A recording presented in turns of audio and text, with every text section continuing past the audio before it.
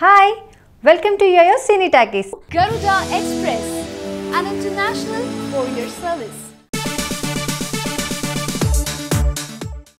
మహాభారతం మూవీని తీస్తున్నట్టు ఇప్పటికే కేరళకు చెందిన యాడ్ మేకర్ విఎస్ శ్రీకుమార్ మేనన్ తెలిపారు. ఈ సినిమాకి సంబంధించిన స్క్రిప్ట్ వర్క్ కూడా దాదాపుగా పూర్తయింది.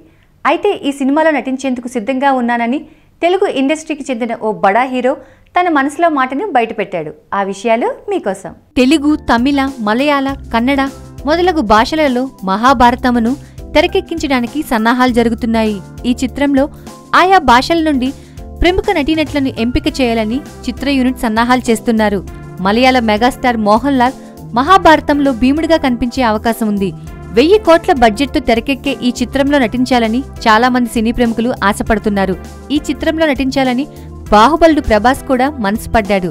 చిత్ర యూనిట్ తనను సంప్రదిస్తే మహాభారతంలో ఏ పాత్ర చేయడానికైనా సిద్ధమే అని ప్రభాస్ అంటున్నాడు. ఈ చిత్రంలో చిన్న పాత్ర పోషించినా కూడా అది గొప్పనే. కాబట్టి మహాభారతంలో తాను కూడా భాగం కావాలనుకుంటున్నాడు ప్రభాస్.